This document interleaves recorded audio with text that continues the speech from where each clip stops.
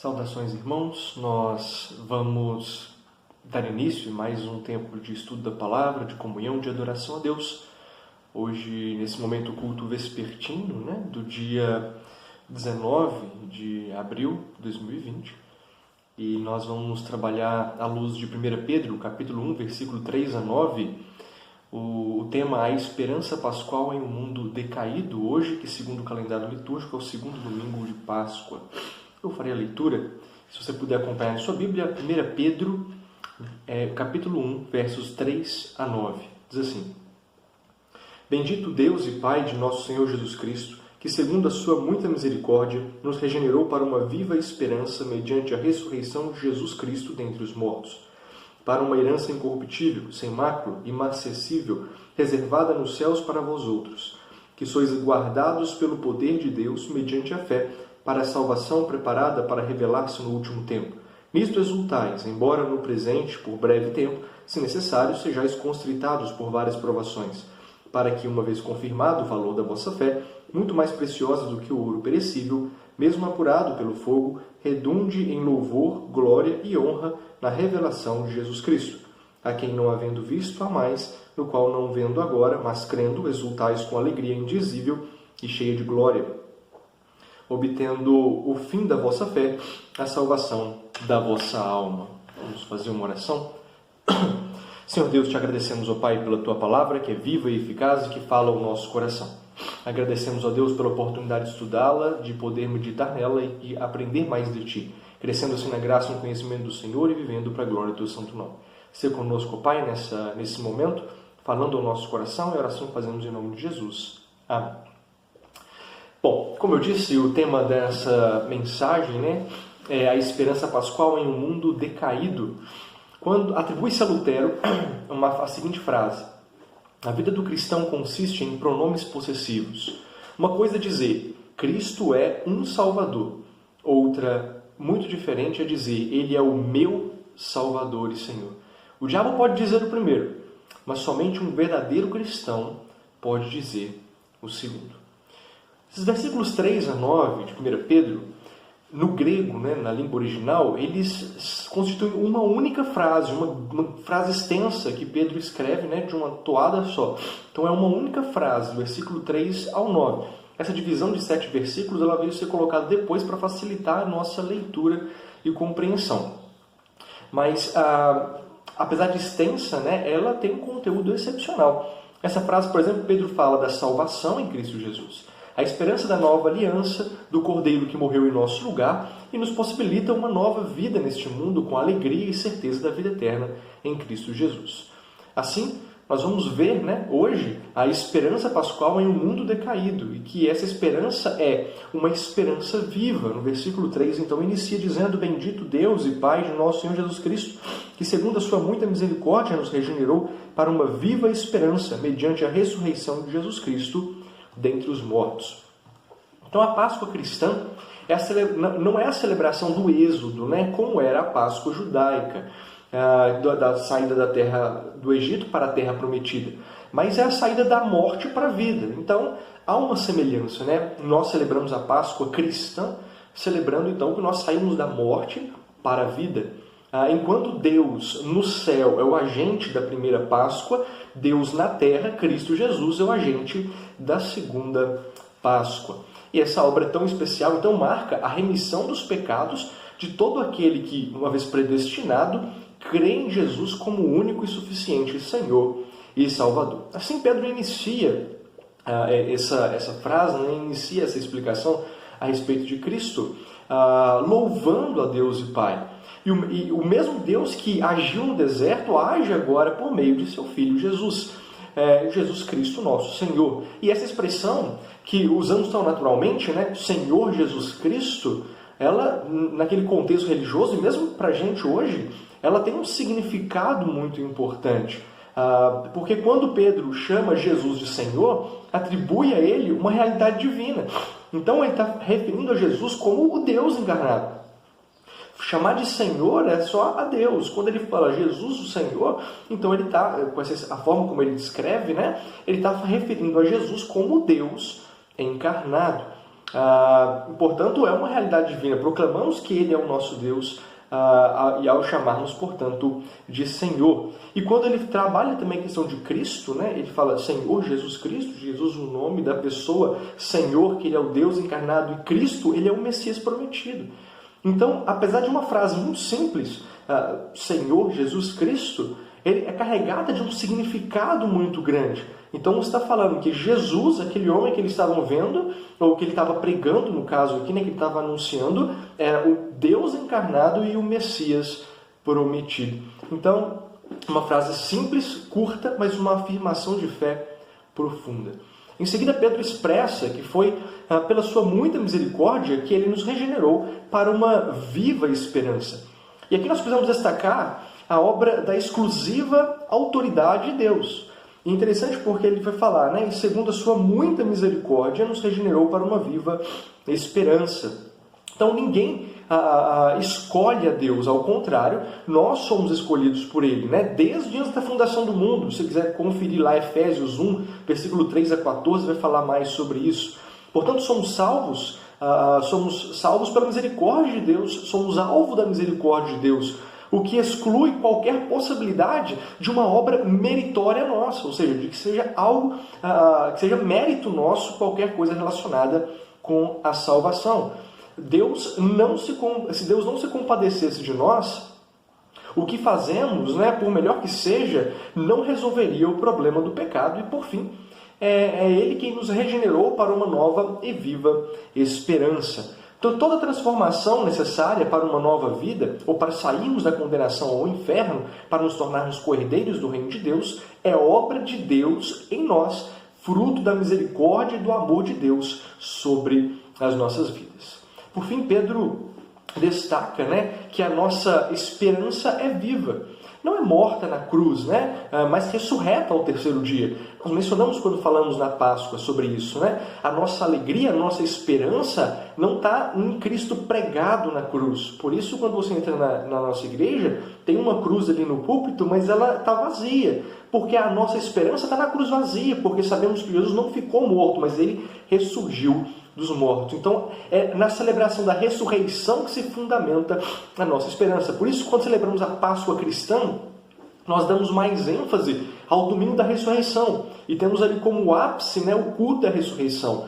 Porque nós celebramos, né, a vitória sobre a morte, a conclusão da obra salvífica de Cristo com a ressurreição dos mortos. Então, se Cristo não tivesse ressuscitado, ele seria apenas mais um homem que morre. Mas ao ressuscitar, ele vence a morte, recebe o corpo glorificado, se tornando, como diz em 1 Coríntios 15, 20, as primícias dos que dormem. Então Cristo, com o corpo glorificado, né, ele inaugura toda uma nova esperança, uma nova perspectiva, que é um dia, a semelhança de Cristo, também recebermos um corpo glorificado e a semelhança de Cristo, irmos para o céu, habitar na presença de Deus pela eternidade, aquilo que será conhecido, né, depois do juízo final como um novo céu e nova terra. Assim, quando nós falamos, né, da obra dos desdobramentos da Páscoa cristã, na ressurreição de Cristo, falamos de uma esperança viva. Então não é um fato passado, cujas lembranças trazem lições, mas é algo que aconteceu no passado, mas é algo que é vivo até hoje, produzindo frutos de sua obra na vida de todo aquele que professa Jesus como o Senhor e Salvador da sua vida. Então é interessante porque a obra de Cristo não é uma obra esquecida no passado. Apesar de ter acontecido num ponto do passado, ela é algo que é vivo até hoje. Nós vamos trabalhar isso no próximo versículo, né, de uma maneira mais enfática. Então é um feito único e sem precedentes, de fato.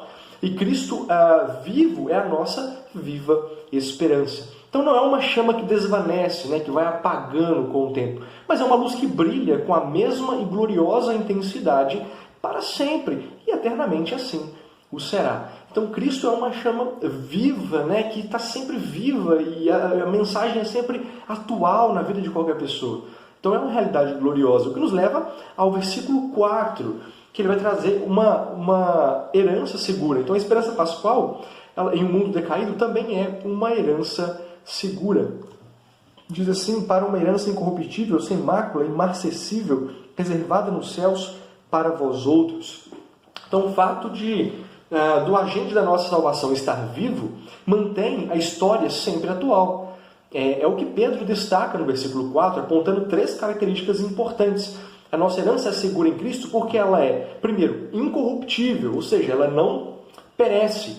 Ela não está sujeita à morte ou à destruição. Não está limitada pelo tempo, por isso ela é eterna. Como já foi dito, o fato de Cristo estar vivo mantém a sua obra viva para sempre. A ressurreição acontece, portanto, a cada novo dia no coração de quem entrega a sua vida a Cristo Jesus, se tornando uma nova criatura. E a obra de Cristo é aplicada na vida dessa pessoa, produzindo um novo nascimento. Então repara que a obra é atual, ela é incorruptível, ela não perece, ela continua viva, eficaz e eficiente.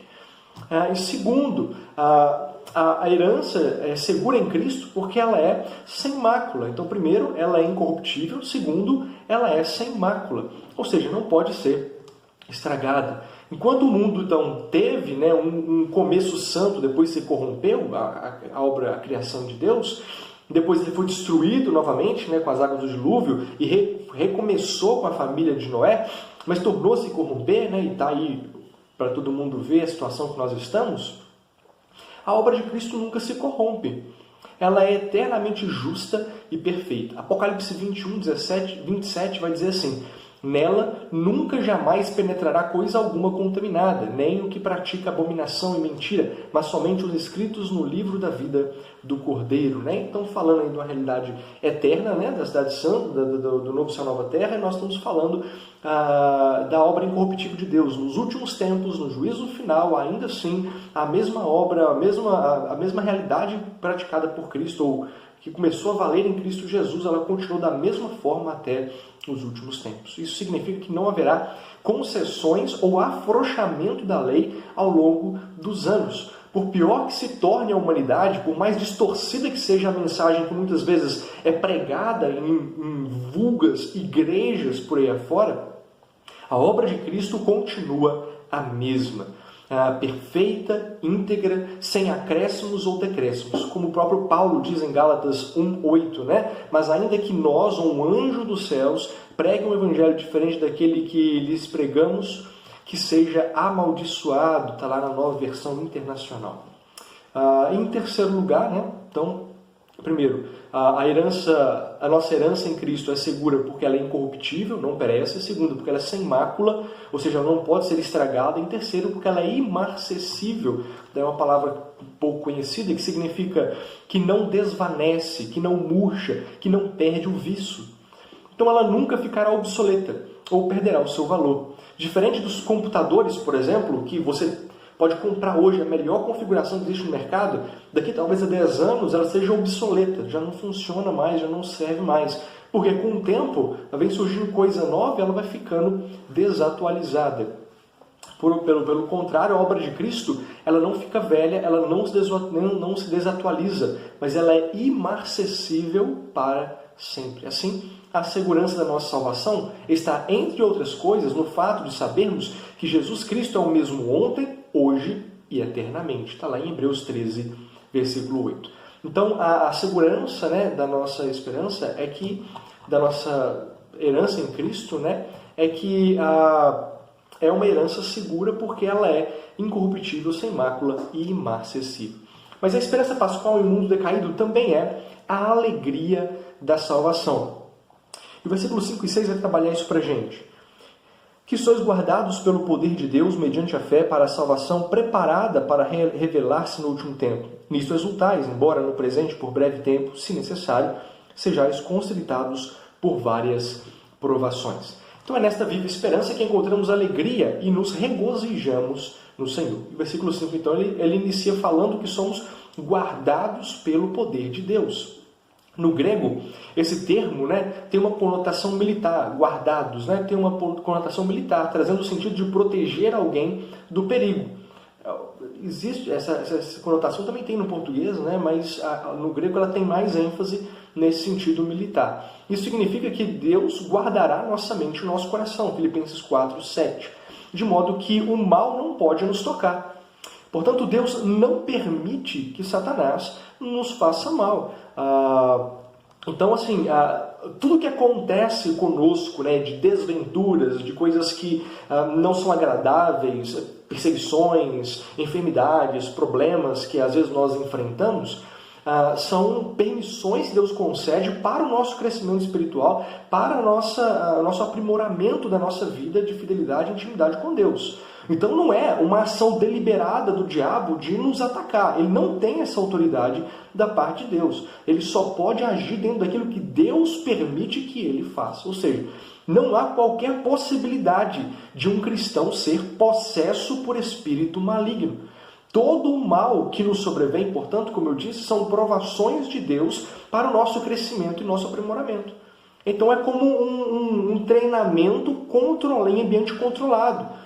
A segurança é certificada. O fim é o aprendizado e o crescimento espiritual. Assim, nós não precisamos temer o diabo e os demônios, pois eles não podem fazer mal ao povo de Deus. Então, quando Deus permite as provações, como eu disse, é um ambiente controlado, é como se fosse um treinamento. Ele está nos treinando, nos capacitando, nos instruindo, nos ensinando, mesmo num ambiente complicado, né, de desventuras, de aflições, mas é para o nosso crescimento. Então é todo um ambiente controlado, onde a segurança é garantida, no sentido de que o diabo é limitado e ele só age dentro daquilo que Deus permite que ele faça.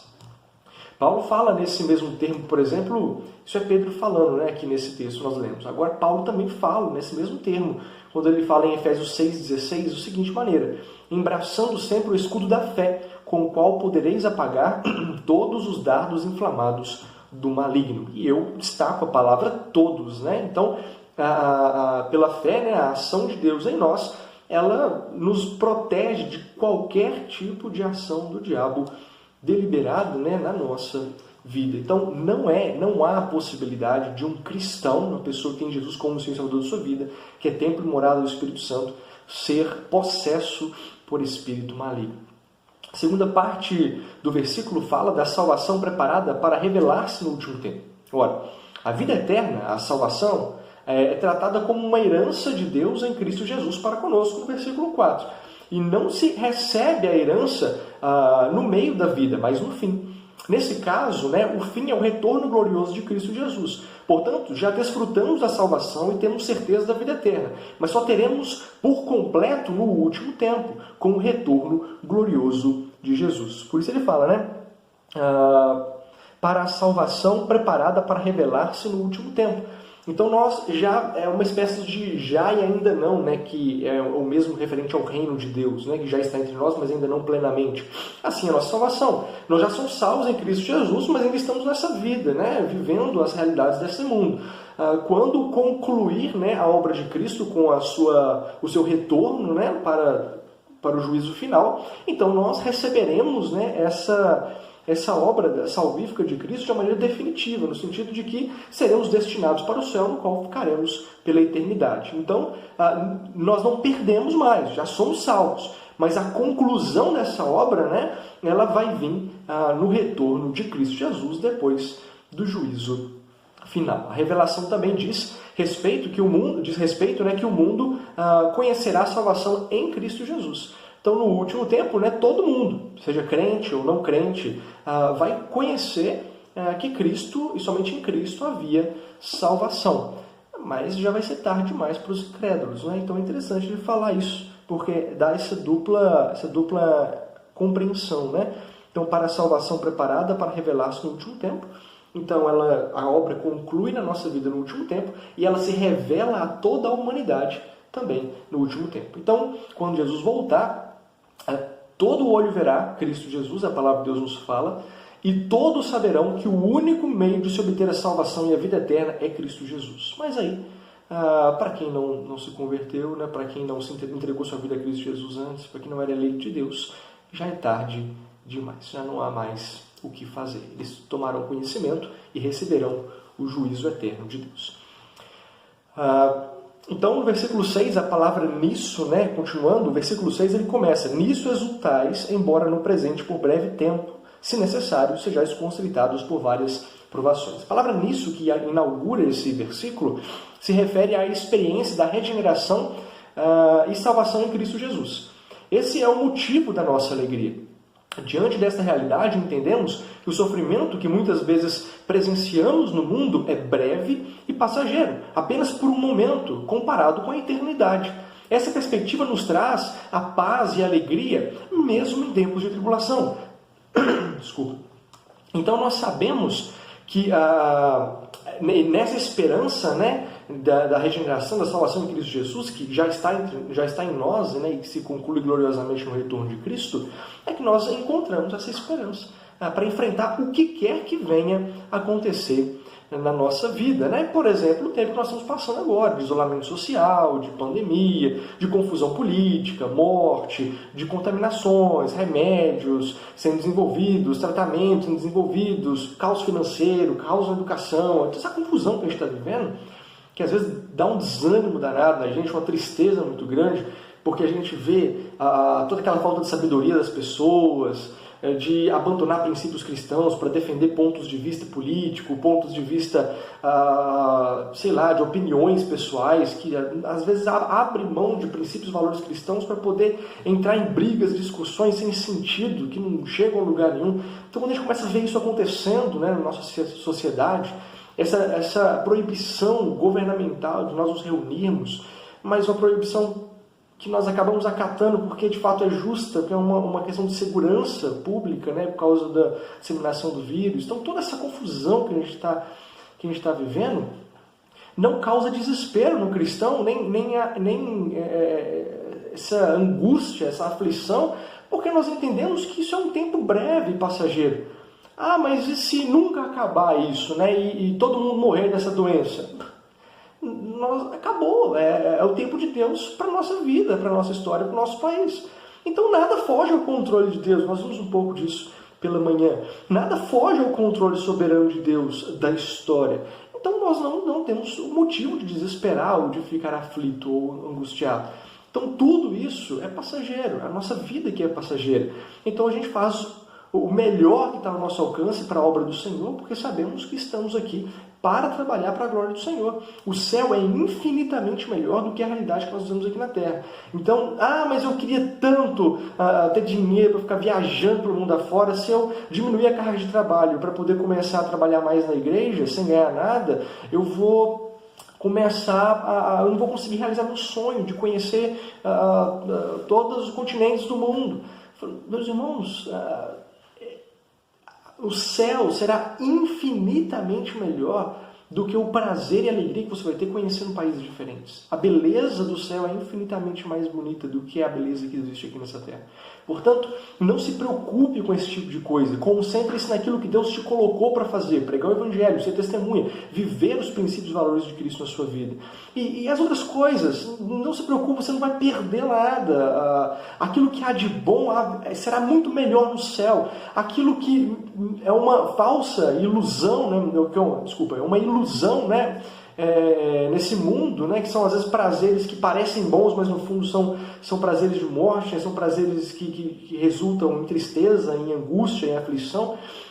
Então toda essa realidade que às vezes nos engana, isso é perecível, isso não pertence a Deus, e a gente não deve se preocupar com esse tipo de coisa, ou sofrer por esse tipo de coisa.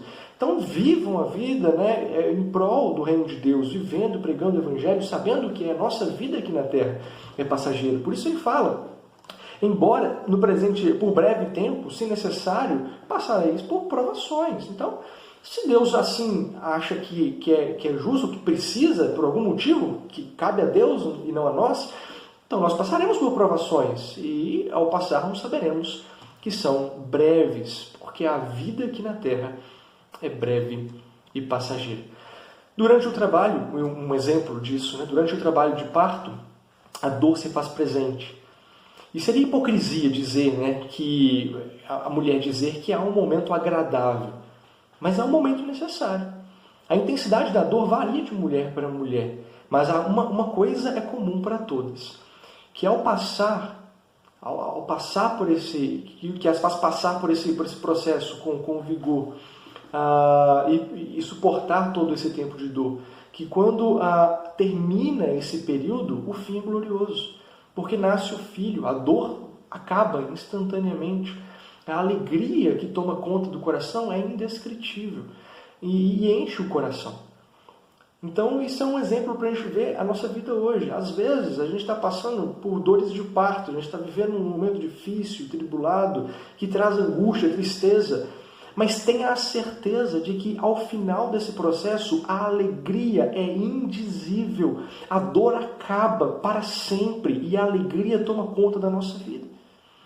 Então, nós possamos ter esse pensamento, né, de que assim como as dores do parto, elas duram um tempo, mas logo elas passam e a alegria toma conta, as dores desse mundo, elas duram um tempo, mas logo elas passam e a alegria toma conta do nosso coração, e no caso do céu, as dores nunca mais voltam a aparecer, porque elas somem completamente, porque fazem parte de um mundo corrompido pelo pecado, mas no reino dos céus não há corrupção, não há dor, não há mácula, não há pecado, não há tristeza, angústia ou qualquer tipo de sofrimento. Então, essa realidade é gloriosa, né? E que nos faz, então, refletir sobre a alegria da salvação. E, em quarto e último lugar, a esperança pascual em um mundo decaído é uma fé autêntica e gloriosa. Então, só recapitulando o que nós vimos até agora. Primeiro, a esperança pascual em um mundo decaído é uma esperança viva, versículo 3. É uma herança segura, versículo 4. É a alegria da salvação, versículos 5 e 6. E é uma fé autêntica e gloriosa, dos versículos 7 a 9. Então, tudo isso que nós tratamos até aqui, né, tudo isso que Pedro trata até aqui, é fruto da fé, construída em nosso coração pela ação do Espírito Santo de Deus. Pedro inicia o versículo 7 antecipando uma pergunta. Por que o crente tem que passar por provações? E ele fala, para que, uma vez confirmado o valor da vossa fé, muito mais preciosa do que o ouro perecível, mesmo apurado por fogo, redunde em louvor, glória e honra na revelação de Jesus Cristo. Portanto, a resposta que ele traz, né, é essa, para que a sua fé seja declarada autêntica. Como exemplos dessa ação, nós temos, por exemplo, a vida de Abraão, quando Deus permite uma provação para que a fé dele seja um período difícil, para que a fé dele seja provada, e ele então e ela seja declarada autêntica, né? E tanto que Abraão é chamado pai da fé, quando Deus manda que ele sacrificasse Isaac, né? Que era o filho da promessa. Outro exemplo, nós temos a vida de Jó, a fé dele declarada autêntica e valorosa diante dos amigos de todos nós nos dias de hoje que lemos aquela história. E ele é abençoado por Deus ao final, e mesmo diante do diabo, né, de Satanás, que vai questionar Deus sobre a fé de Jó. Então Deus permite que ele passasse por uma provação, mesmo que por breve tempo, para que ele pudesse ter a fé confirmada. Então o ouro, né, por mais valioso que seja, e a figura e o exemplo que Pedro usa aqui, ele é perecível, ou seja, ele é sujo, ele é derretido, ele esfarela, ele desgasta e se perde.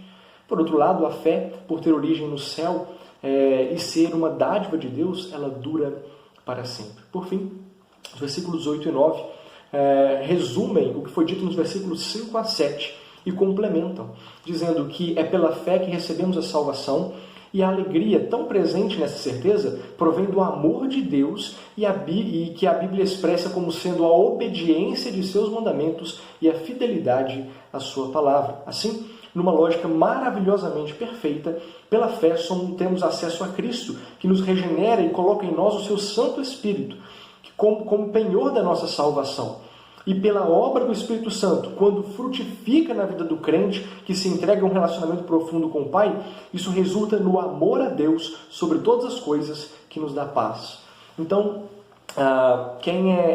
o amor é fruto do Espírito de Deus em nós. Então, esse amor, essa paz, essa alegria que nós temos a viver uma vida com Cristo, ela é cada vez mais madura e natural e viva à medida que nós nos relacionamos mais com Deus e permitimos o agir do Espírito na nossa vida, frutificando e gerando assim esse amor que excede todo entendimento. Concluindo, a esperança pascual em um mundo decaído é uma esperança viva, uma herança segura, a alegria da salvação expressa através de uma fé autêntica e gloriosa. Portanto, como é bom viver, né, esta realidade. Se você ainda não vive, não perca mais tempo.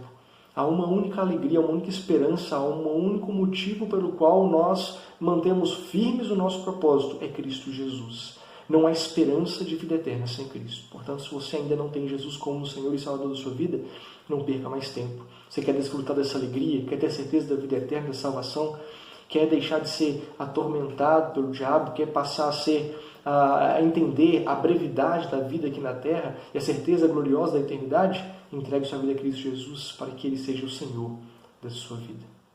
E assim nós vamos fazer uma oração para encerrar esse nosso momento de estudo da palavra e de comunhão com Deus. Oremos. Senhor Deus, somos gratos a Ti, Pai, por sabermos que o Senhor é um Deus que faz presente nas nossas vidas. Lemos a Tua Palavra, meditamos nela, vimos, ó Pai, a esperança, ó Deus, gloriosa que o Senhor enche o nosso coração com relação à eternidade, à nova vida com o Senhor. Como, ó Pai, essa paz que excede todo entendimento, esse amor, ó Pai, sobrenatural do Senhor por nós, ó Pai, nos enche de esperança, nos dá alegria para vivermos nesse mundo, ó Deus, certos da brevidade das coisas presentes, mas da eternidade das coisas celestes. Muito obrigado, ó Pai, porque o Senhor é o Deus da nossa salvação, que nos regenerou para uma nova vida, que transformou a nossa vida de uma vez e para sempre. Dá-nos, ó Pai, essa alegria e que, ó Pai, essa paz possa abundar cada vez mais em nosso coração à medida que nós nos relacionamos com o Senhor, buscando, ó Pai, viver para a glória do Teu santo nome em espírito e em verdade, buscando cada vez mais, ó Pai, na leitura da palavra, na vida de oração, na vida de santidade, ó Pai, de fidelidade ao Senhor. Se conosco, ó Pai, precisamos de Ti. Guarda, protege, dirige as nossas vidas. Continue abençoando cada um de nós, ó Pai, tem misericórdia. Abrevie os dias dessa pandemia para que possamos voltar à comunhão com o Senhor, ó Deus. Clamamos a Ti. Tem misericórdia da nossa nação, da nossa igreja. Oração fazemos em nome de Jesus. Amém. Deus abençoe a sua vida. Um bom restante de noite, né? E uma boa semana. Até a próxima graça do nosso Senhor Jesus Cristo.